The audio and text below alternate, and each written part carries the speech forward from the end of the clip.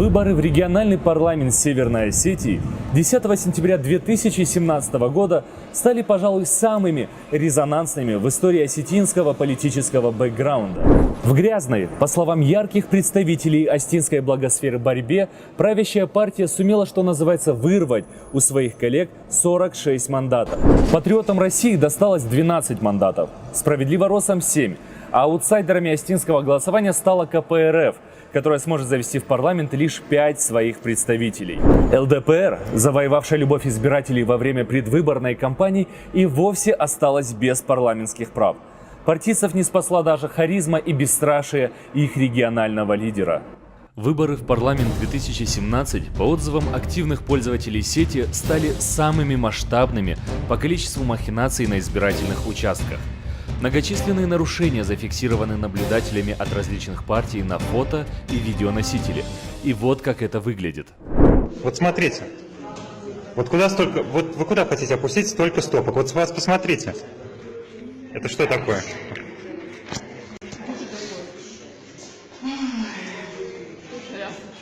Как это случайно могли взять столько стопок? Я не могу понять.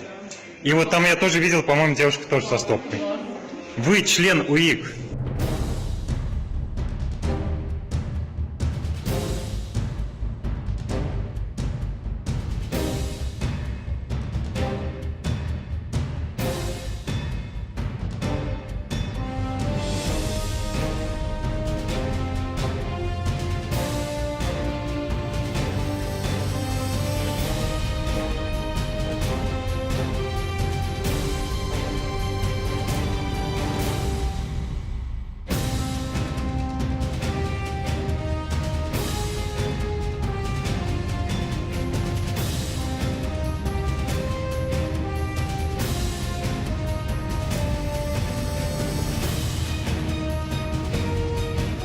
Свидетелями вбросов стали даже репортеры британского агентства Рейтер, одного из крупнейших информационных ресурсов мира.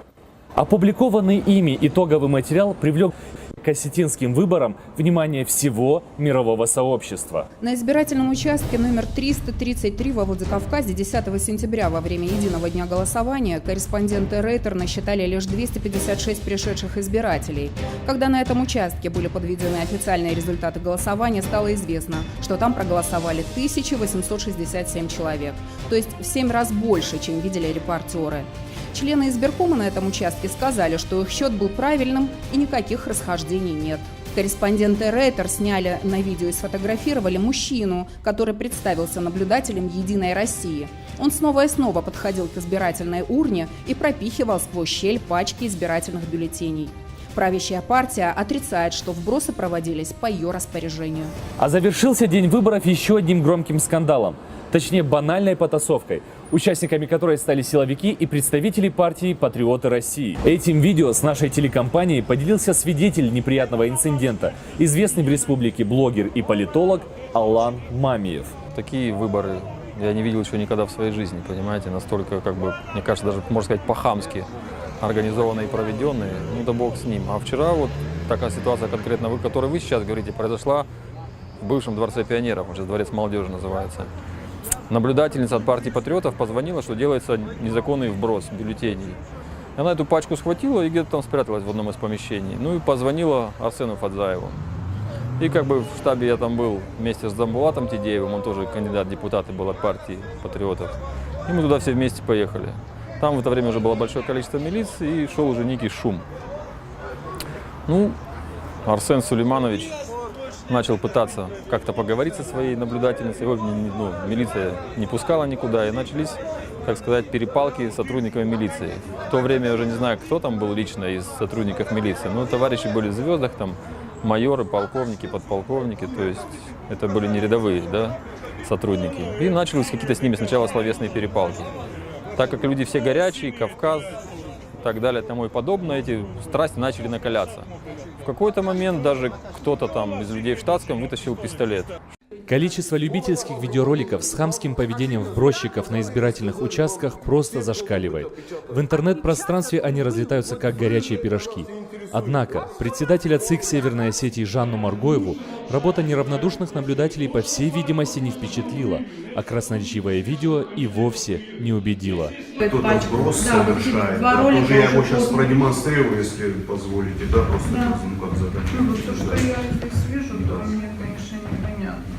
Давайте проверим. Это бы заполнять самостоятельно члены. Но с другой стороны, ну, может быть, где-то будет видно, где этот участок. Это вообще А я сейчас вам скажу. А по окончанию всей выборной суеты непоколебимый главный председатель ЦИК республики тепло поблагодарила всех причастных к победе на своей странице в сети Facebook. И сделала это весьма оригинальным образом.